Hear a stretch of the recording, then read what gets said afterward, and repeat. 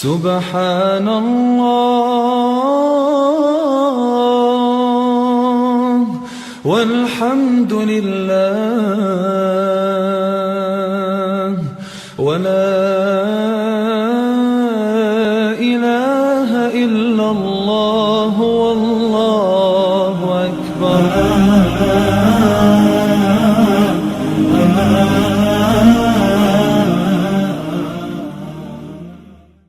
لا حول ولا قوة إلا بالله العلي العظيم. أعوذ بالله من الشيطان الرجيم. بسم الله الرحمن الرحيم. الحمد لله الذي هدانا لهذا وما كنا لنهتدي لولا أن هدانا الله. لقد جاءت رسل ربنا بالحق والصلاة والسلام على رسول الثقلين محبوب رب المغربين والمشرقين جد الحسن والحسين ابی القاسم محمد. اللهم صل على محمد وآل محمد وطیبین الطاہرین المعصومین ولعنۃ اللہ علی اعدائهم اجمعین من الآن الى قیام یوم الدین. اما بعد فقد قال اللہ سبحانہ تبارک وتعالی فی کتابہ المجید والفرقان الحمید. بسم اللہ الرحمن الرحیم. وَإِذْ نَادَى رَبُّكَ مُوسَىٰ أَنِ ائْتِ الْقَوْمَ الظَّالِمِينَ قوم فرعون ألا يتقون قال رب إني أخاف أن يكذبون ويضيق صدري ولا ينطلق لساني فأرسل إلى هارون ولهم علي ذنب فأخاف أن يقتلون قال كلا فاذهب بآياتنا إنا معكم مستمعون. صدق الله العلي العظيم وصدق الله العلي المرسلين والحمد لله رب العالمين. سامعین کرام السلام علیکم ورحمۃ اللہ وبرکاتہ.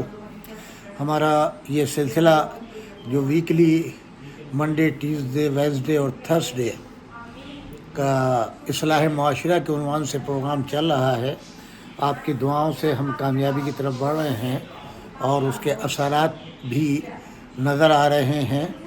ہماری صحیح کوشش جد و جہد یہی ہے کہ آپ تک اسلام کا پیغام پہنچائیں، آپ کی رہنمائی کریں، اپنی بھی غلطیوں کا ازالہ کریں اور جتنا ممکن ہو سکے تو جو تقاضے ہیں دین کے ان کو پورا کرنے کی اپنی ذمہ داریوں کی حد تک، اپنی کم مائع علمی کی حد تک جتنا ہم کر سکتے ہیں وہ کریں. جو انشاءاللہ آپ حضرات کا تعاون رہے گا اور شکر گزار ہوں گے آپ سب کے اگر آپ فیڈ بیک دیں گے، اپنے مشوروں سے نوازیں گے اور ہمیں ایک ہمت ہوتی ہے جب لوگ فیڈ بیک دیتے ہیں، منفی ہو یا مثبت ہو اس سے بحث نہیں ہے، مگر فیڈ بیک آپ کا آنا چاہیے کہ آیا پروگرام کیسا ہے، اس پروگرام میں چینجنگ کی جا سکتی ہے، کیا کیا چیزیں اپنے ان مفید مشوروں سے آپ نواز سکتے ہیں اور ہم شکر گزار ہوں گے. اگر ہمارے پروگرام میں غلطی کسی بھی عنوان سے کوئی بھی غلطی ہے تو اس کی اصلاح کریں گے، ہم شکر گزار ہوں گے. پروردگار آپ سب کو سلامت رکھے، آپ کے رزق میں خیر و برکت دے اور دولت علم و ایمان میں آپ کو مالا مال فرمائے، آپ کے بچوں کو سلامتی عطا دے. تو یہ سورہ شعراء 19ویں پارے کا سورہ ہے اور آج ذکر ہو رہا ہے حضرت موسیٰ علیہ السلام کا. آیت نمبر 10 سے لے کے 15 تک ہم نے تلاوت کی ہے. تھوڑا سا چونکہ کل پروگرام ختم ہو رہا تھا اور میں نے جو ہے کچھ چیزیں آپ کی خدمت میں پیش کی تھی ابتدائی میں، کل والے حصے کا تھوڑا سا جز میں آپ کی خدمت میں پیش کر دوں.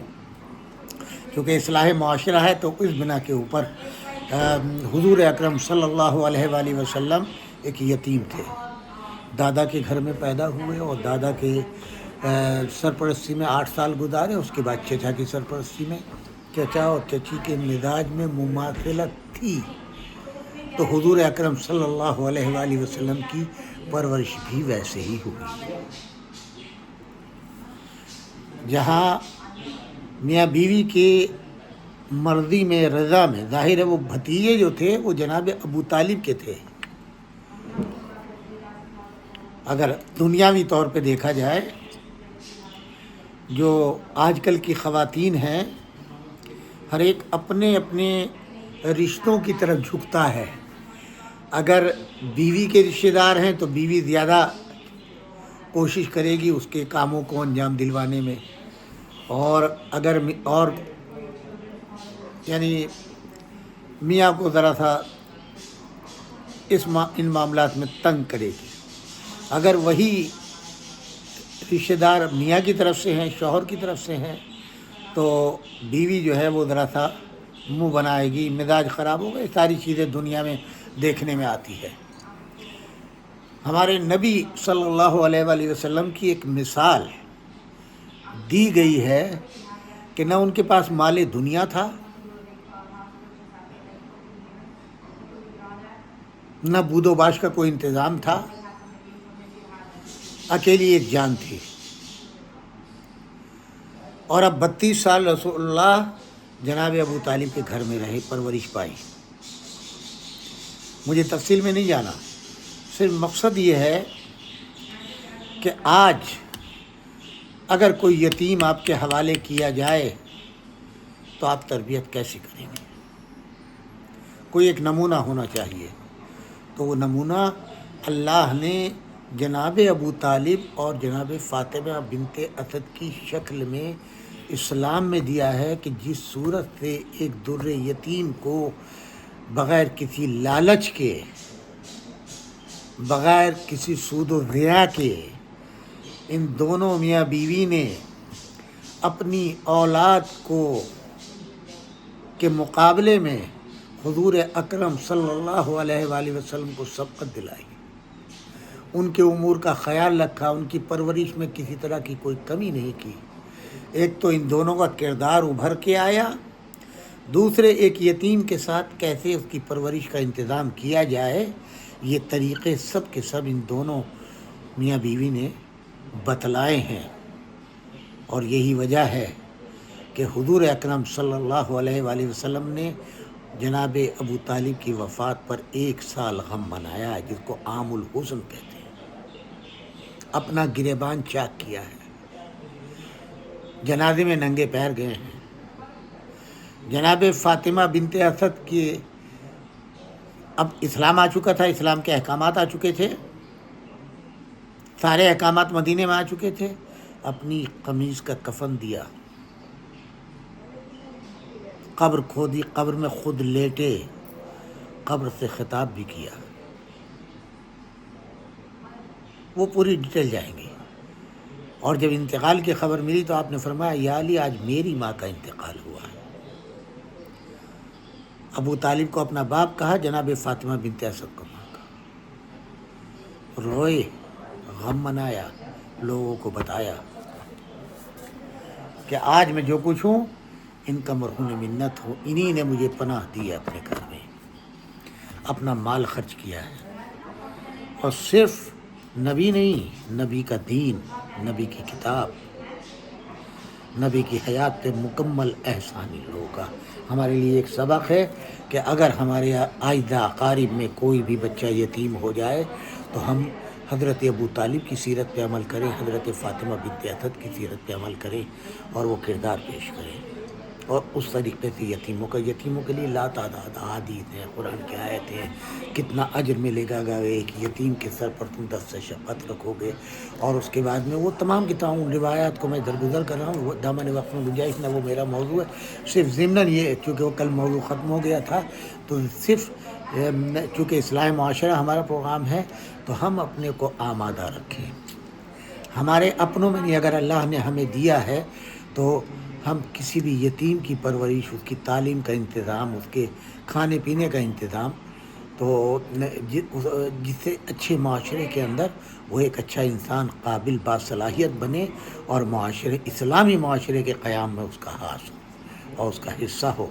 اور یہ احسان نہیں بلکہ آپ قیامت کے دن اب اللہ کے ہاں سرخ رو ہوں گے آپ کے، اور پھر آپ کے بچوں کو اس کا ریٹرن ملے گا کہ یہ وہ شخص ہے جس نے ایک یتیم پر احسان کیا ہے، جس نے ایک یتیم کو پرورش کر کے جو ہے اپنی اولاد سے بھی بہتر بنایا ہے. تو یہ ہمارا ہر ایک کا فرض ہے کہ ہم یہ لوگ یہاں امریکہ میں رہتے ہیں یا کینیڈا، یورپ میں رہتے ہیں، جو اچھی زندگی گزارتے ہیں دوسرے ملکوں کے اندر بھی، تو ان کو یہ خیال رکھنا چاہیے کہ اگر وہ اس کار خیر میں حصہ بٹھائیں، اپنے کسی بھی ایک یتیم کی پرورش کو اسپانسر کر دیں تعلیم کے لیے، اس کے اخراجات کے لیے، جس عنوان سے بہتر تو یہ ہے کہ تعلیم کے لیے کہ اس کا جو ہے ذمہ لے لیں، اور اس کو یعنی یہ ہو سکتا ہے کہ ایک شخص اپنے گھر کو اچھا چلا رہا ہے مگر بچوں کو اچھی تعلیم نہیں دلا سکتا، تو آپ حتی الامکان اپنا کوشش کر سکتے ہیں، اگر خود ایک فیملی اس کو جو ہے وہ پورا نہیں کر سکتی، 2-4 دوست احباب سے مل کر کے اس کام کو، ہر شخص اگر یہ کرنے لگے تو اس کام کو آگے بڑھایا جا سکتے ہیں، اور بہت آسان ہے، کوئی مشکل نہیں ہے۔ آپ اپنے خاندان کے اندر ایک فرد کا اضافہ کر لیجئے کہ بھئی اس کا کام یہ ہمیں کرنا، جیسے اپنے بچوں کا کرتے ہیں، جتنا آپ سے ممکن ہو، تو اس صورت سے ایک ہماری قوم کے لیے بہترین سرمایہ ہوگا۔ کہیں کے اوپر بھی، کسی جگہ کے اوپر میں ایک گزارش آپ سے کر رہا ہوں کہ یہ کام جو ہے آپ کی دولت کے اضافے کا سبب بنے گا، آپ کی بچوں کی سلامتی کا سبب بنے گا، آپ کے بچوں کی اچھی تربیت کا سبب بنے گا، خیر و برکات بے حساب آپ کو ملیں گی، اور یہ احسان ہوگا آپ کا، جو اس احسان کا بدلہ احسان کے ساتھ پروردگار دے گا کہ تم نے میری مخلوق کے اوپر، میرے یتیم کے اوپر اس صورت سے دست شفقت رکھا ہے، تو اب اس کا اجر میں یہ دوں گا کہ تمہارے دسترخوان کبھی خالی نہیں ہوگا نعمتوں سے، اور جو نعمتیں تم کو دی ہیں اس کو بھی دوام ملے گا، اور آئندہ بھی بے حساب نعمتیں ملتی رہیں گی۔ اب آ جاتے ہیں آج کے موضوع کے اوپر۔ یہ حضرت موسیٰ علیہ السلام کو حکم ہو رہا ہے وَإِذْ نَادَى رَبُّكَ مُوسَىٰ أَنِ ائْتِ الْقَوْمَ الظَّالِمِينَ، اس وقت کو یاد کر جب تیرے پروردگار نے، یہ حضور سے خطاب ہو رہا ہے، موسیٰ کو ندا دی کہ اس ظالم قوم کے پاس جا۔ کون؟ فرعون اور فرعون کے لوگ۔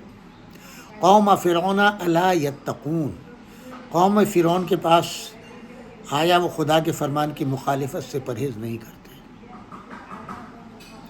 حضرت موسیٰ کو حکم ملا جاؤ ان ظالموں کے پاس۔ یہ لوگ کون ہیں؟ یہ خدا کے احکامات کو نہیں مانتے ہیں، وہ خدا کی مخالفت کرتے ہیں۔ جناب موسیٰ نے کیا کہا اس وقت اللہ سے؟ قال رب انی اخاف ان یکذبون، پروردگار مجھے اس بات کا خوف ہے کہ وہ مجھے جھٹلائیں گے، یعنی میں یہ کہوں گا نا کہ میں اللہ کی طرف سے رسول بن کے آیا ہوں، اللہ کا نبی ہوں، تو میں خوف خدا دلاتا ہوں، اللہ ایک ہے، وہ تو خود ہی خدا بنا بیٹھا تھا کمبا۔ فرعون اسی کے خلاف یہ اعلان تھا نا کہ اللہ کی وحدانیت کا اعلان کیا جاتا، اس کی جبوریت کا اعلان کیا جاتا، اس کی ملکیت کا اعلان کیا جاتا، تو ظاہر یہ کیسے گوارا کرتا فرعون؟ تو حضرت موسیٰ نے اپنا خوف ظاہر کیا، کس کی بارگاہ میں؟ جو حکم دے رہا تھا جانے کے لیے۔ پروردگار بات یہ ہے وَيَضِيقُ صَدْرِي وَلَا يَنطَلِقُ لِسَانِي فَأَرْسِلْ إِلَىٰ ہارون۔ ایک طرف تو یہ کہا کہ پروردگار مجھے خوف یہ ہے کہ وہ مجھے جھوٹا کہیں گے، دوسری بات یہ ہے کہ میرا سینہ تنگ ہو جاتا ہے اور میری زبان کافی حد تک گویا بھی نہیں ہوتی، اس کی بھی وجہ بتائیں گے۔ تو پروردگار تو ایسا کر کہ میرے بھائی ہارون کو رسالت عطا فرما تاکہ وہ میری مدد کر سکے۔ وَلَهُمْ عَلَىٰ ذَنْبٌ فَأَخَافُ أَن يَقْتُلُونِ، اور ان لوگوں کی طرف سے مجھے یہ بھی ڈر ہے ان کے نظریے کے مطابق کہ میں نے جرم کیا، مجھ پر انہوں نے جرم کا الزام لگایا ہے، مجھے خوف ہے کہ وہ مجھے قتل کر ڈالیں گے، چونکہ ان کے ایک آدمی کو، ایک قبطی کو جناب موسیٰ نے قتل کر دیا تھا، تو وہ ان کو ایک خوف تھا کہ اب یہ اس کے بدلے میں مجھے قتل کر دیں گے۔ ان کا الزام یہ ہے کہ میں نے ظلم کیا ہے، اور یہ رسالت کا فریضہ جو ہے یہیں ختم ہو جائے گا۔ جب وہ مجھے قتل کر دیں گے تو پھر پیغام کہاں پہنچاؤں گا؟ قال کلا فاذهبوا بآیاتنا انا معکم مستمعون، پروردگار نے کیا فرمایا؟ ایسا نہیں ہے، وہ تمہارا کچھ نہیں بگاڑ سکیں گے۔ کیوں؟ اس لیے کہ تمہاری پشت پہ ہم ہیں، ہم نے تمہیں بھیجا ہے، ہم تمہیں قوت دیں گے، طاقت دیں گے، تم جاؤ، تم دونوں اس کی ہدایت کے لیے ہماری آیات لے کر جاؤ۔ گویا حضرت ہارون کو اللہ نے رسالت دے دی، نبوت دے دی کہ اب تم دونوں بھائی جاؤ، اور ہم تمہارے، تیسرے کہ ہم تمہارے ساتھ ہیں اور تمہاری باتوں کو بھی سن رہے ہیں۔ سن لیا آپ نے؟ حضرت موسیٰ اکیلے نہیں گئے، دل میں خوف تھا، خوف تھا کہ مجھے مار ڈالیں گے، اور وہ چیز بھی بیان کر رہے ہیں کہ میں نے ان کے ایک قبطی کو جو ہے، تو جو 7 انبیاء کا تذکرہ اس میں ہے، پہلے ہمارے نبی کا، اب اس کے بعد میں یہ حضرت موسیٰ علیہ السلام کا۔ سب سے پہلے حضرت موسیٰ علیہ السلام کی داستان اس میں شروع ہوتی ہے۔ اس داستان میں ان کی زندگی کے مختلف پہلوؤں، فرعون اور فرعونیوں کے ساتھ ان کی لڑائی اور فرعون کی غرقابی تک کے واقعات پر روشنی ڈالی گئی۔ کئی سوروں کے اندر حضرت موسیٰ کا ذکر آپ کو ملے گا۔ اب تک سورہ بقرہ، مائدہ، آراف، یونس و بنی اسرائیل اور سورہ طٰہٰ جیسی قرآن مجید کی صورتوں میں بنی اسرائیل اور حضرت موسیٰ علیہ السلام کے بارے میں گفتگو ہوئی ہے، اور بعض صورتوں میں آئندہ بھی یہی ذکر آئے گا۔ اگرچہ یہ مباحث مقرر نے بار بار دہرائے گا، لیکن ان میں ذرا سا غور و فکر کیا جائے تو معلوم ہوگا کہ ہر بحث میں اس داستان کے کسی نہ کسی خاص حصے کو بیان کیا گیا ہے اور کسی مخصوص مقصد کو مد نظر رکھا گیا ہے۔ مثال کے طور پر ان آیات میں اس وقت نازل ہوئی ہیں جب مسلمان بہت اقلیت میں تھے، یعنی 313 مسلمان مکے کے اندر ہوئے تھے، اور ان کے مخالف دشمن جو تھے نہایت طاقتور اور زور آزما تھے، اور کسی صورت میں بھی ان کی طاقت کا مقابلہ نہیں کیا جا سکتا تھا۔ تو یہاں پر لازم تھا کہ خداوند عالم گزشتہ اقوام کے ایسے واقعات پیش کرے جس سے ان کی ڈھارت بند جائے۔ تم کم تعداد میں، کوئی بات نہیں، ہم نے جب موسیٰ کو بھیجا 2 بھائی تھے، موسیٰ اور ہارون، اور ادھر لاؤ لشکر تھا اور فرعون تھا، ہم ان کے ساتھ تھے۔ موسیٰ پہلے اکیلے تھے، جب انہوں نے سفارش کی اپنے بھائی کی، ہم نے ان کو نبوت دی، اور اب ہم نے دونوں کو ساتھ بھیجا، اب تم ڈٹ جاؤ، اس لیے کہ ہم تمہارے ساتھ ہیں، تم ہمت کرو۔ تو یہی بتانا حضور کو تھا، ان لوگوں کو یہ بتلائیں ہماری قوت و طاقت کیا ہے، ہم کسی سے نہیں ڈرتے ہیں، اور جو ہماری قوت و طاقت کے مقابل آئے گا نیست و نابود ہو جائے گا۔ اور انہیں معلوم ہو جائے کہ دشمن کی عظیم طاقت اور ان کی ظاہری کمزوری کسی بھی صورت میں ان کی شکست کا سبب نہیں بن سکتی۔ اس طرح سے ان کے حوصلے بلند اور قوت مدافعت اور استقامت میں اضافہ ہو جاتا۔ پھر دلچسپ بات یہ ہے کہ مذکورہ 7 انبیاء میں سے ہر ایک کی سرگزشت کے بعد وما کان اکثرهم مومنین، یعنی ان میں اکثر جو ہے وہ ایمان نہیں لائیں گے۔ وَإِنَّ رَبُّكَ لَهُوَ الْعَزِيزُ الرَّحِيمُ، ان میں سے اکثر مومن نہیں تھے، اور تمہارا پروردگار عزیز بھی ہے اور رحیم بھی ہے، کو دہرایا گیا۔ یہ بیانی وہی عبارت ہے جو ہم نے پیغمبر اسلام صلی اللہ علیہ وسلم کے سلسلے میں بیان کی ہے، اور حقیقت پر زندہ گواہ ہے کہ انبیاء کی داستانوں کا یہ حصہ ہے اس خاص زمانے میں مسلمانوں کی اجتماعی اور نفسیاتی کیفیات کے پیش نظر تھا، اور ان کا یہ دور ان انبیاء کے مذکورہ ادوار سے ملتا جلتا ہے۔ پہلے فرمایا گیا اس وقت کو یاد کرو جب تیرے پروردگار نے موسیٰ کو ندا دی کہ اس ظالم قوم کے سامنے جاؤ، وَإِذْ نَادَىٰ رَبُّكَ مُوسَىٰ أَنِ ائْتِ الْقَوْمَ الظَّالِمِينَ۔ اسی قوم فرعون کے پاس آیا وہ ظلم و ستم، پروردگار حکم کے عالم کے حکم کی نافرمانی سے پرہیز نہیں کرتے۔ یہ نقطہ بھی قابل ہے، قوم فرعون کی جس بری خصلت کو زور دے کر بیان کیا گیا ہے وہ اس کا ظلم ہے، اور یہ بھی معلوم ہے کہ ظلم کا ایک وسیع مفہوم ہے، اور شرک اس کے ظاہری مصداقوں میں سے ایک ہے۔ ان الشرک لظلم عظیم، سورہ لقمان آیت نمبر 13۔ اسی طرح بنی اسرائیل کا لوٹ کھسوٹ کا شکار ہونا، انہیں غلام بنانا، انہیں انواع و اقسام کی شکنجوں میں جکڑنا، تشدد کا نشانہ بنانا بھی ایک مصداق ہے۔ اس کے علاوہ وہ احکام الہی کی خلاف ورزی کر کے دوسرے لوگوں سے پہلے خود اپنے آپ پر ظلم کیا کرتے ہیں۔ اس لحاظ سے انبیاء کرام کی دعوت تبلیغ کے مقصد کو ظلم کے خلاف نبرد آزمائی میں خلاصہ کیا جا سکتا ہے۔ اس دور میں حضرت موسیٰ علیہ السلام نے اپنی مشکلات کا تذکرہ کیا اور اس کے بارگاہ میں پیش کر کے اس سے قوت و طاقت کی درخواست کی، تاکہ اس طرح سے وہ رسالت کے اس عظیم بوجھ کو اٹھانے کے قابل ہو جائے۔ عرض کیا خداوندہ مجھے اس بات کا خوف ہے کہ وہ مجھے جھٹلائیں گے۔ بات سمجھ میں آ گئی آپ کے؟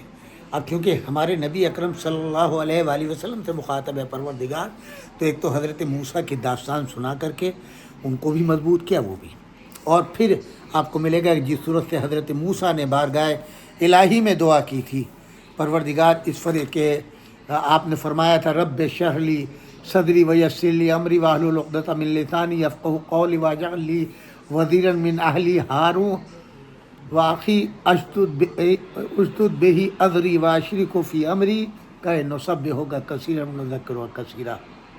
پروردگار میرا سینہ کشادہ کر دے، میرے کام کو مجھ پر آسان کر دے، میری زبان کی گرہ کو کھول دے تاکہ وہ میری بات کو سمجھ سکیں، اور میرے خاندان سے میرے بھائی ہارون کو میرا وزیر بنا، اس کے ذریعے سے میری کمر مضبوط کر دے، اسے میرے کاموں میں میرا شریک بنا تاکہ ہم تیری بہت تقدیس کریں اور تجھے یاد رکھیں۔ سورہ طٰہٰ 25ویں آیت سے لے کے 34ویں آیت تک خداوند عالم نے موسیٰ علیہ السلام کی صدق دل پر مبنی درخواست کو منظور کیا اور فرمایا ہرگز نہیں ہو سکتا کہ وہ تمہیں قتل کر دیں یا تیرا سینہ تنگ ہو، تیری زبان میں کوئی گرہ ہو اور تو بول کلا تمہارے بھائی کے بارے میں تمہاری دعا کو مستجاب کیا، اور اسے بھی حکم دیا ہے تم دونوں ہماری آیات لے کر جاؤ اس گمراہ قوم کی طرف اور دعوت دو۔ یہ نہ سمجھنا کہ میں تم سے دور ہوں، تمہارا ماجرا مجھے معلوم ہے، بلکہ ہم تمہارے ساتھ ہیں اور تمہاری باتوں کو اچھی طرح سن رہے ہیں۔ ہم کبھی تمہیں اکیلا نہیں چھوڑیں گے اور سخت حوادث میں بھی تمہاری مدد کریں گے، تم بالکل مطمئن ہو کر کے جاؤ۔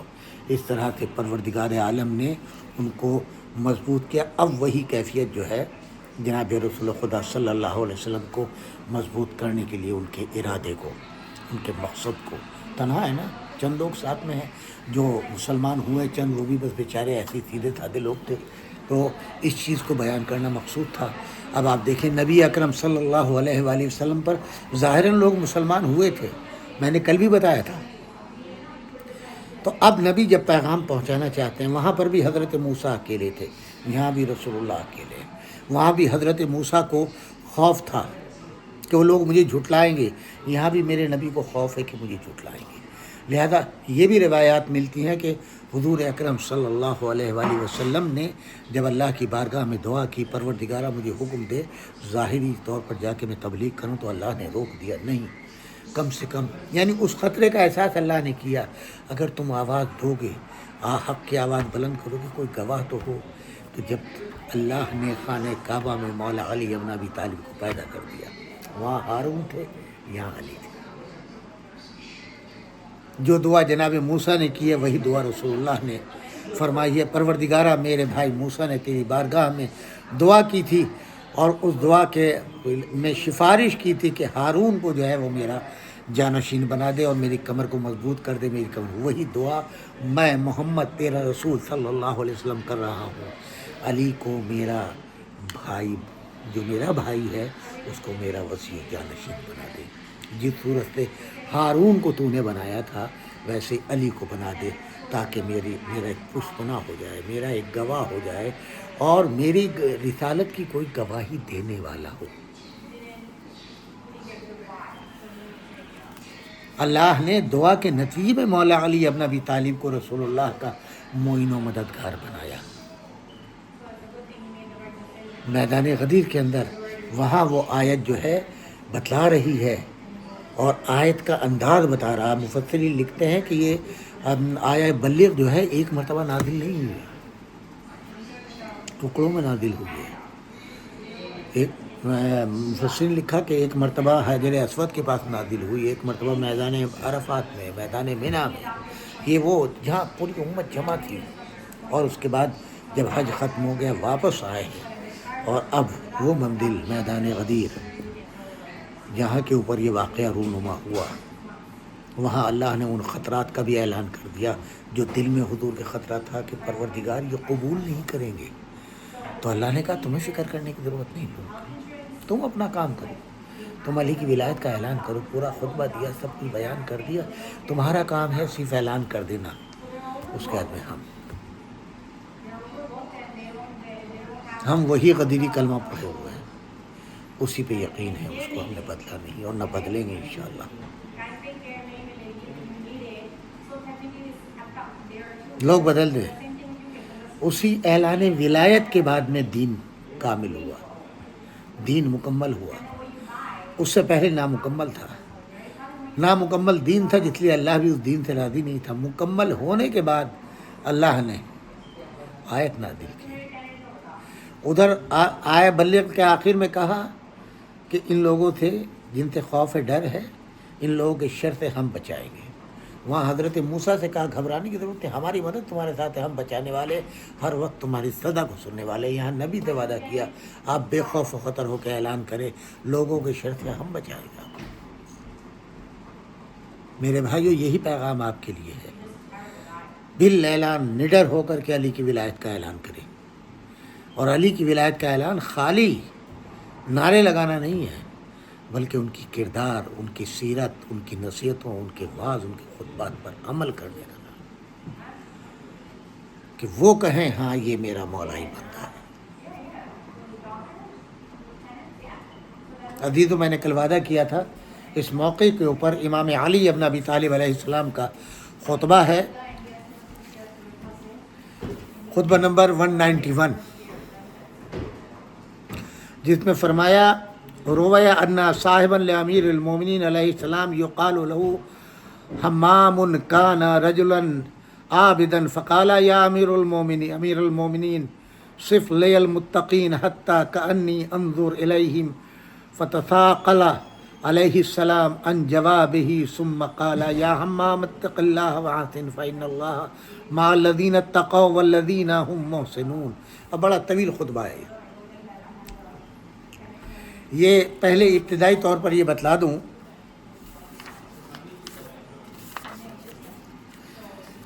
کہ جو حمام ہیں ابن ابی الحدید جو شارح ہیں نہج البلاغہ کے، انہوں نے لکھا ہے کہ میرے نزدیک یہ حمام ابن شغیح مراد ہے، اور علامہ مجلسی رحمۃ اللہ علیہ فرماتے ہیں اس سے بظاہر حمام ابن عبادہ مراد ہے۔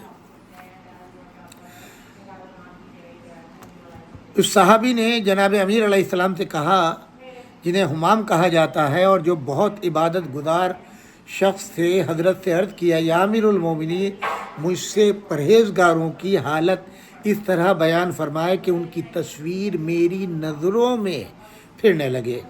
حضرت نے جواب دینے میں کچھ تأمل کیا، پھر اتنا فرمایا اے حمام اللہ سے ڈرو اور اچھے عمل کرو، کیونکہ اللہ ان لوگوں کے ساتھ ہے جو متقی اور نیک کردار ہوں۔ امام نے کلام روک دیا، حمام مولا کی طرف دیکھتے رہے، مولا خاموش ہو گئے۔ اب حمام نے آپ سے اس جواب پر اکتفا نہ کیا اور آپ کو مزید بیان فرمانے کے لیے قسم دی، جس پر حضرت نے خدا کی حمد و ثنا کی اور نبی اکرم صلی اللہ علیہ وآلہ وسلم پر درود بھیجا، اور پھر اب مولا نے فرمایا۔ اب ظاہر ہے اگر میں عربی کی عبارت بھی پڑھوں گا تو اتنا طویل ہو جائے گا کہ میرا ٹائم جو ہے گزر جائے گا اور وقت کام کی باتیں رہ جائے گی۔ اللہ سبحانہ و تعالیٰ نے جب مخلوقات کو پیدا کیا تو ان کی اطاعت سے بے نیاز اور ان کے گناہوں سے بے خطر ہو کر کارگاہ ہستی میں انہیں جگہ دی، کیونکہ اسے نہ کسی معصیت کار کی معصیت سے نقصان اور نہ کسی فرما بردار کی اطاعت سے فائدہ پہنچتا تھا۔ گویا ہم اور آپ نمازیں جو پڑھتے ہیں، روزہ رکھتے ہیں، حج کرتے ہیں، خیرات دیتے ہیں، صدقات دیتے ہیں، نماز شب پڑھتے ہیں اور جو دین کے کام کرتے ہیں، تو اللہ کی ذات میں کوئی فرق نہیں پڑنے والا، اللہ کی ذات میں کوئی اضافہ نہیں ہوگا، اس کے صفات میں کوئی اضافہ نہیں ہوگا، بلکہ وہ اجر ہمیں کو ملے گا۔ ہم نے اس کو اس لائق جانا کہ وہ لائق عبادت ہے۔ آپ سمجھے کہ نہیں؟ اگر کوئی شخص گناہ کر رہا ہے بے خوف و خطر ہو کے، تو اللہ کو اس کی ذات سے کوئی نقصان نہیں ہے، اور اگر کوئی اچھائی کر رہا ہے تو اس کی ذات سے اللہ کو کوئی فائدہ پہنچنے والا نہیں ہے۔ اس نے زندگی کا ایک سر و سامان ان میں بانٹ دیا ہے اور دنیا میں ہر ایک کو اس کے مناسب حال، محل و مقام پر رکھا ہے۔ چنانچہ فضیلت ان کے لیے ہے جو پرہیزگار ہیں، کیونکہ ان کی گفتگو جچی تلی ہوئی، پہناوا میانہ روی اور چال ڈھال عزت و فروتنی ہے۔ اللہ کی حرام کردہ چیزوں سے انہوں نے آنکھیں بند کر لی۔ یہ ہمارے لیے بڑی نصیحت ہے، یہ غور سے سنیے گا اس کو اور کوشش کیجیے گا عمل کرنے کی۔ یہ آپ کے مولا اور میرے مولا امیر المومنین علی ابن ابی طالب کا نہج البلاغہ میں خطبہ ہے 191۔ انگریزی میں بھی ترجمہ ہے، مختلف زبانوں میں ترجمہ ہے، آپ جو زبان جانتے ہیں اس کو پڑھیے اور یہی آپ کی زندگی کا محور بنے گا۔ اللہ کی حرام کردہ چیزوں سے انہوں نے آنکھیں بند کر لی اور فائدے مند علم پر کان دھر لیے۔ ان کے نفس زحمت و تکلیف میں بھی ویسے ہی رہتے ہیں جیسے آرام و آسائش میں۔ اگر زندگی کی مقررہ مدت نہ ہوتی جو اللہ نے ان کے لیے لکھ دی ہے تو ثواب کے شوق اور عتاب کے خوف سے ان کی روحیں ان کے جسموں میں چشم زدن کے لیے بھی نہ ٹھہرتی۔ خالق کی عظمت ان کے دلوں میں بیٹھی ہوئی ہے، اس لیے کہ اس کے ماں سوا ہر چیز ان کی نظروں میں ذلیل و خوار ہے۔ ان کو جنت کا ایسا ہی یقین ہے جیسے کسی کو آنکھوں دیکھی چیز کا ہوتا ہے، تو گویا وہ اسی وقت جنت کی نعمتوں سے سرفراز ہے۔ اور دوزخ کا بھی ایسے ہی یقین ہے جیسے کہ وہ دیکھ رہے ہیں، تو انہیں ایسا محسوس ہوتا ہے کہ جیسے وہاں کا عذاب ان کے گرد و پیش موجود ہے۔ ان کے دل غمزدہ و محزون اور لوگ ان کے شر و ایذا سے محفوظ و مامون ہیں۔ ان کے بدن لاغر، ضروریات کم، نفس نفسانی خواہشوں سے بری ہیں۔ انہوں نے چند مختصر سے دنوں کی تکلیفوں پر صبر کیا جس کے نتیجے میں وہ دائمی آسائش حاصل کی۔ یہ ایک فائدے مند تجارت ہے جو اللہ نے ان کے لیے مہیا کی۔ دنیا نے انہیں چاہا مگر انہوں نے دنیا کو نہ چاہا۔ اس نے انہیں قیدی بنایا تو انہوں نے اپنے نفسوں کو فدیہ دے کر اپنے کو چھڑا لیا۔ رات ہوتی ہے تو اپنے پیروں پر کھڑے ہو کر قرآن کی آیتوں کی ٹھہر ٹھہر کر تلاوت کرتے ہیں، جس سے اپنے دل میں غم و اندوہ تازہ کرتے ہیں اور اپنے مرض کا چارہ ڈھونڈتے ہیں۔ جب کسی ایسی آیت پر ان کی نگاہ پڑتی ہے جس میں جنت کی ترغیب دلائی گئی ہو تو اس کی تمام ادھر جھک پڑتے ہیں اور اس کے اشتیاق میں ان کے دل بے تابانہ کھنچتے ہیں اور یہ خیال کرتے ہیں کہ وہ پرکیف منظر ان کی نظروں کے سامنے ہے۔ اور جب کسی ایسی آیت پر ان کی نظر پڑتی ہے کہ جس میں دوزخ سے ڈرایا گیا ہے تو وہ اس کی جانب دل کے کانوں کو جھکا دیتے ہیں اور یہ گمان کرتے ہیں کہ جہنم کے شعلوں کی آواز اور وہاں کی چیخ و پکار ان کے کانوں کے اندر پہنچ رہی ہے۔ وہ رکوع میں اپنی کمریں جھکائے اور سجدے میں اپنی پیشانیاں، ہتھیلیاں، گھٹنے اور پیروں کے کنارے انگوٹھے زمین پر بچھائے ہوئے ہیں۔ یہ وہ 7 چیزیں جو اعضائے سجدہ کہلاتی ہیں، پیشانی، دونوں ہاتھوں کی ہتھیلیاں، دونوں گھٹنے، دونوں پیروں کے انگوٹھے، اور اللہ سے گلو خلاصی کے لیے التجا کرتے ہیں۔ دن ہوتا ہے تو دانش مند، عالم، نیکوکار اور پرہیزگار نظر آتے ہیں۔ خوف نے انہیں تیروں کی طرح لاغر چھوڑا ہے، دیکھنے والا انہیں دیکھ کر مریض سمجھتا ہے حالانکہ انہیں کوئی مرض نہیں ہوتا۔ جب ان کی باتوں کو سنتا ہے تو کہنے لگتا ہے کہ ان کی عقلوں میں فطور ہے۔ ایسا نہیں، بلکہ انہیں ایک دوسرا ہی خطرہ لاحق ہے۔ وہ اپنے اعمال کی کم مقدار سے مطمئن نہیں ہوتے اور زیادہ کو زیادہ نہیں سمجھتے۔ وہ اپنے ہی نفسوں پر کوتاہیوں کا الزام رکھتے ہیں۔ یہ مومن کی پہچان، مومن کی جو خصوصیات ہیں، مولا اس کے دل کی کیفیات کو بیان کر رہے ہیں۔ اور اپنے اعمال سے خوف زدہ رہتے ہیں۔ جب ان میں سے کسی ایک کو صلاح و تقوی کی بنا پر سراہا جاتا ہے تو وہ اپنے حق میں کسی کی ہوئی باتوں سے لرز اٹھتا ہے اور وہ یہ کہتا ہے کہ میں دوسروں سے زیادہ اپنے نفس کو جانتا ہوں اور میرا پروردگار مجھ سے بھی زیادہ میرے نفس کو جانتا ہے۔ خدایا ان کی باتوں پر میری گرفت نہ کرنا۔ بہت سے ہوتے ہیں نا جو زمین و آسمان کے قلابے ملاتے ہیں لوگوں کے لیے، کسی لالچ کے تحت آسمان کی بلندیوں تک چھو دیتے ہیں، حقیقت میں وہ کچھ ہوتے نہیں ہیں۔ تو جو مومن ہوتے ہیں جب کوئی بھیجا تعریف کرتا ہے تو وہ کہتے ہیں بھائی کیا کر رہے ہو، میں اپنے کو خود جانتا ہوں، مجھے تم کیا بتا رہے ہو لوگوں کو، میں اپنے نفس کو جانتا ہوں، میرے نفس کو میرا اللہ مجھ سے زیادہ جانتا ہے۔ اسی کے لیے کہہ رہا ہے پروردگار یہ جو زمین و آسمان کے قلابے میرے بارے میں اور میرے ایمان کے درجے میں، میرے عمل کے بارے میں، میری بات کے بارے میں بیان کر رہے ہیں، میں اس سے بری ذمہ ہوں۔ میں نہیں کہہ رہا ہوں، میں تو ایک میرے متعلق جو یہ حسن ظن رکھتے ہیں مجھے اس سے ابتر قرار دے اور میرے ان گناہوں کو بخش دینا جو ان کے علم میں نہیں ہے۔ ان میں سے ایک کی علامت یہ ہے کہ تم اس کے دین میں استحکام، نرمی، خوش خلقی کے ساتھ دور اندیشی، ایمان میں یقین، استواری، بردباری کے ساتھ دانائی، خوشحالی میں میانہ روی، عبادت میں عز و نیاز مندی، فقر و فاقے میں آن بان، مصیبت میں صبر، طلب رزق میں حلال پر نظر، ہدایت میں کیف و سرور، طمع سے نفرت، بے تعلقی دیکھو گے، وہ نیک اعمال بجانے لانے کے باوجود خائف رہتا ہے۔ شام ہوتی ہے تو اس کے پیش نظر اللہ کا شکر، اور صبح ہوتی ہے تو اس کا مقصد یاد خدا ہوتا ہے۔ رات خوف و خطر میں گزارتا ہے، صبح کو خوش اٹھتا ہے، خطرہ اس کا کہ رات غفلت میں نہ گزر جائے، اور خوشی اس فضل و رحمت کی دولت پر جو اسے نصیب ہوئی ہے۔ اگر اس کا نفس کسی ناگوار صورتحال کے برداشت کرنے سے انکار کرتا ہے تو وہ اس کی منمانی خواہش کو پورا نہیں کرتا۔ جاویدانی نعمتوں میں اس کے لیے آنکھوں کا سرور ہے، دار فانی کی چیزوں سے بے تعلقی و بیداری ہے۔ اس نے علم میں حلم اور قول میں عمل کو سمو دیا ہے۔ تم دیکھو گے اس کی امیدوں کا دامن کوتا، لغزش کم، دل متواضع، نفس طانے، غذا قلیل، رویہ بے رحمت، دین محفوظ، خواہشیں مردہ اور غصہ ناپید ہے۔ اس سے بھلائی کی توقع کی جا سکتی ہے، اس سے غضن کا کوئی اندیشہ نہیں ہوتا۔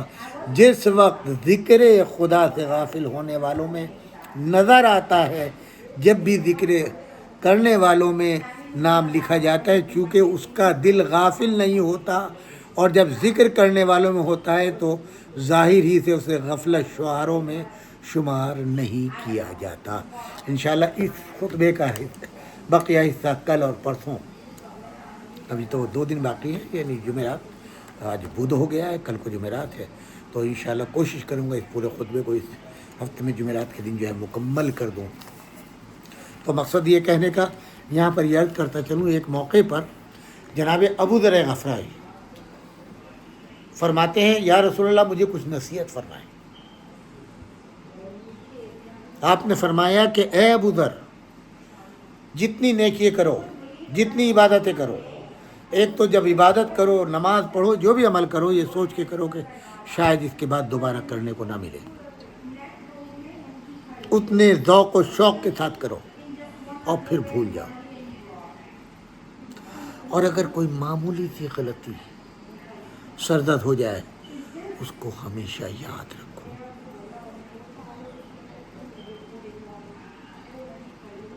ہر وقت اللہ کی طرف رجوع کرو، اللہ کی بارگاہ میں۔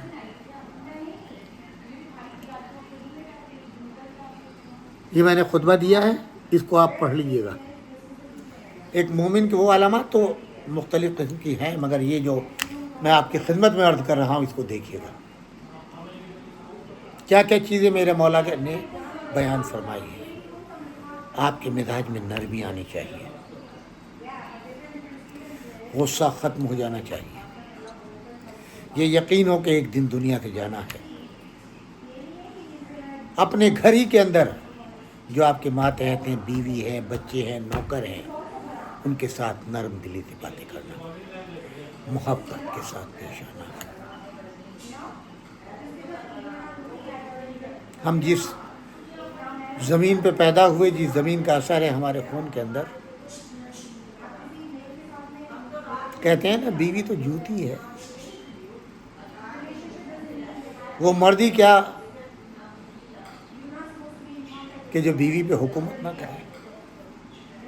مختلف قسم کی چیزیں آپ کو ملے گی ہمارے معاشرے میں۔ آپ کا امتحان یہیں سے شروع ہے۔ آپ کی صورت سے اپنے گھر میں، اپنے بچوں کے ساتھ، اپنی بیوی کے ساتھ، اپنے چھوٹوں کے ساتھ، اپنے نوکروں کے ساتھ پیش آتے ہیں۔ دولت کا جمع ہو جانا کوئی بڑی بات نہیں، بڑے عہدوں کا مل جانا کوئی بڑی بات نہیں، یہ ہمیشہ نہیں رہتے۔ آپ کا اخلاق، آپ کی محبت، آپ کی معاشرت، لوگوں سے ملنا جلنا، یہ ہمیشہ یاد رہے۔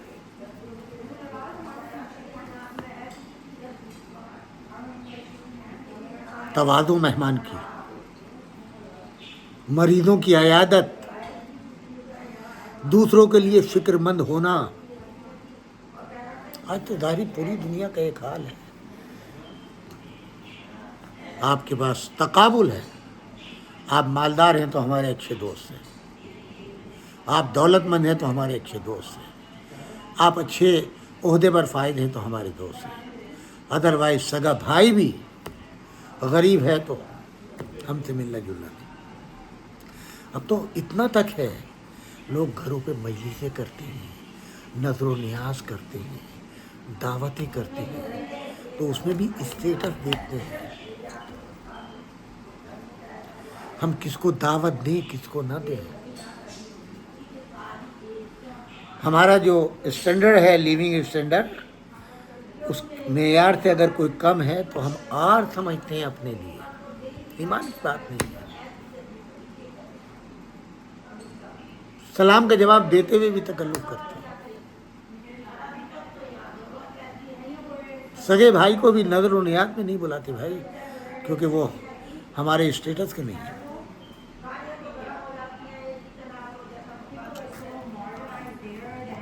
خدا کے لیے اس ماحول کو بدلیے. اللہ نے قوم اور قبیلے کے ساتھ ہمیں پیدا کیا ہے. جتنے رشتے مضبوط ہوں گے, جو درد اپنے کو ہوگا پریشانی میں مصیبت میں, وہ غیر کو نہیں ہوگا. یاد رکھیے. بے شک آپ کے درمیان بول چال نہ ہو, ملنا جلنا نہ ہو, لیکن جب کوئی مصیبت سنے گا تو جو خون کو جوش آئے گا وہ دوسرے کو نہیں آئے گا. یہ ظاہری انا کی دیواروں کو ختم کیجیے. اپنے اعزاء و اقارب, بہن بھائی رشتہ دار, ان سب سے معاشرت کو بڑھائیے, ملنا جلنا کیجیے. یہی آپ کے کام آئے گا. میرا وقت ختم ہو رہا ہے. انشاءاللہ اسی سلسلے کو کل آگے بڑھائیں. امام علی ابن ابی طالب علیہ السلام نے, ظاہر جناب جعفر طیار شہید ہو گئے تھے, جناب عقیل کا بھی انتقال ہو گیا تھا. ان کے تمام بچوں کی اور دیگر خان بنی ہاشم کی پوری مکمل سرپرستی کی ہے ہمارے امام. اور پھر ہر امام کی زندگی آپ کو ایسے ملے گی.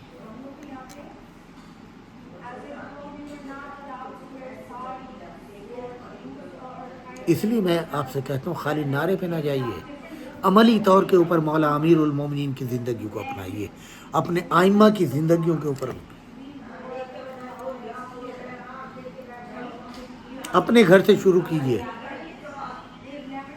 اگر آپ کا اپنے اعزاء اقارب سے ملنا جلنا نہیں ہے اور دور دراز ہے دوسرے ملک میں, آج ہی فون کر کے خیریت لیجیے. جس قابل آپ ہیں, کیونکہ یہ رشتے ختم نہیں ہو رہے ہیں, یہ رشتے باقی رہے ہیں. آپ سے سوال ہوگا, بس ایک چھوٹی سی روایت سن لیجیے تو پھر مجھے اجازت دیجیے. ایک شخص, اس کا بھائی کزن اس کا مدینے میں رہتا تھا.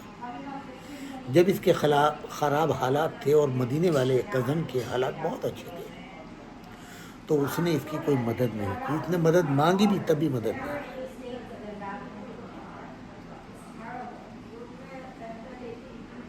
بہت غور سے سنیے گا. ہوا یہ کہ یہ شخص حج پہ جا رہا تھا, کچھ تحفے تحائف لیے, کچھ رقم لی. بیوی نے پوچھ لیا کیا لے جا. اس نے کہا بھائی جا رہا ہوں حج کے اوپر, مدینے جاؤں گا, امام زین العابدین علیہ السلام سے ملوں گا. تم جانتی ہو میرا کزن جو ہے, میں نے سنا ہے وہ بہت پریشان ہے اور اس کے یہاں فاقے ہیں اور کاروبار خراب ہو گیا ہے, تو مدینے میں جا کے اس کی کچھ مدد کر دوں گا. ارے بیوی تو بیوی تھی. اس نے کہا لیجیے, کل جب ہم پہ برا وقت تھا وہ کام آیا. تم تو گئے بھی تھے مدینے, کوئی مدد کی نہیں, تو پھر ہم کیوں کریں. جواب تو صحیح ہے دنیا کا, دنیاوی طور پہ. بہرحال یہ چلا گیا. مجھے نہیں معلوم بیوی ناراض ہو, عام طور پہ تو بیوی ناراض ہوتی ہے کہ جب وہ ہمارے کام نہیں آیا تو ہمیں کیا بولتا ہے. جا کے امام زین العابدین علیہ السلام سے ملا, مولا کو تحفہ دیا. پھر اس نے خواہش ظاہر کی, اپنے اس کزن کی ذکر کیا, اور اپنے دل کے اطمینان کے لیے بیوی نے جو کہا تھا اس بات کو پوچھ لیا. مولا ایک سوال ہے، میرا جو کزن مدینے میں رہتا ہے آج کل اس کے حالات بہت خراب ہیں، ہم پہ بھی ایسی بدبختی آئی تھی مگر اس بھائی نے ہماری مدد نہیں کی. ہم نے آئے ہیں اس کے پاس، مدد چاہیے مگر اس نے نہیں کی. بہرحال ہماری اسرت تو تنگ دستی گزرتی، اللہ کے حضور دعا مانگتے رہے، اللہ نے ہمارے دن پھیر دیے، غربت ختم ہو گئی، اسرت تنگ دستی ختم ہو گئی. اللہ کا شکر ہے لاکھ لاکھ، ہمارے حالات بہت بہتر ہو گئے. مگر وہ جو ہمارا بھائی ہے اس کے حالات خراب ہو گئے، کاروبار مٹ گیا، فاقہ سنا ہے اس کے گھر میں ہے. میں اس کی کچھ مدد کرنے کے لیے سامان لیا، کچھ پیسے لیے. میری بیوی کو جب پتہ چلا تو وہ غصے میں آ گئی اور انہوں نے کہا کہ جب اس نے ہماری مدد نہیں کی تو ہم کیوں کریں. مولا بات تو وہ صحیح کہتی ہے کہ جب اس نے مدد نہیں کی، لیکن میرا خون ہے، کیا کروں. اس لیے میں رقم بھی لایا ہوں، سامان بھی اس کے لیے لایا ہوں، لیکن پہلے میں یہ چاہتا تھا کہ میرا دل مطمئن ہو جائے اور آپ سے سوال کروں. آیا جو کچھ میری بیوی کہہ رہی ہے وہ بات صحیح ہے یا پتہ نہیں. بہت غور سے سنیے گا. امام عالی مقام نے، امام زین العابدین علیہ السلام نے فرمایا کہ جانتے ہو وہ جو تمہارا کزن ہے جو خوشحال تھا، اچھا کاروبار تھا، شب و روز ترقی کر رہا تھا، اس پر تنزلی کیوں آئی؟ کاروبار ختم کیوں ہوا؟ خیر و برکت کیوں ختم ہوئی؟ اس لیے ختم ہوئی کہ تم اس کے کزن تھے، تم پر برا وقت تھا، تم خستہ حال تھے، تمہاری اس نے مدد نہیں کی. تم نے اس سے سوال بھی کیا، اس نے پھر بھی تمہاری طرف توجہ نہیں کی. لہذا اللہ نے اس کو مبتلا امتحان کر دیا، خیر و برکت ختم ہو گئی، کاروبار زندگی ختم ہو گیا، اس لیے وہ محتاج ہے. کیا تم یہ چاہتے ہو کہ وہی کام جو اس نے کیا اب تم وہی کام کرو تو پھر تمہاری خیر و برکت ختم ہو جائے، کاروبار ختم ہو جائے اور وہی پرانی زندگی پہ اللہ تم کو پلٹا دے؟ نہیں. اس نے کیا تھا، اللہ نے اس کو مبتلا امتحان کر دیا. تم ایسا ہرگز نہ کرنا. جاؤ میں تمہارے حق میں دعا کرتا ہوں. اب آپ نے پہچان لیا وہ جو نظریہ ہے جب ہمارے ساتھ اس نے اچھا نہیں کیا تو ہم کیوں اس کے ساتھ جائیں؟ نہیں، اس کی بد نصیبی تھی، اس نے ایسا کیا اور یہ تمہاری خوش نصیبی ہے. اللہ نے تم کو آج اس قابل بنایا ہے کہ تم اس کی مدد کرو.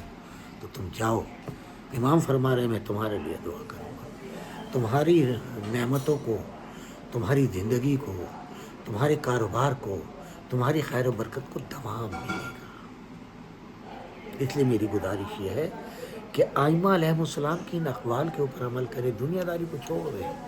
یہ نعمت آج ہے کل نہیں رہے گی. اس کے دوام کے لیے اللہ کا شکر ادا کریں، اہل بیت کا شکر ادا کریں اور ساتھ میں اپنے اعزاء و اقارب کی جو بھی مدد کر سکتے ہیں، دامے درہمے سخنے، اس سے گریز نہ کریں، اس کو ضرور کریں.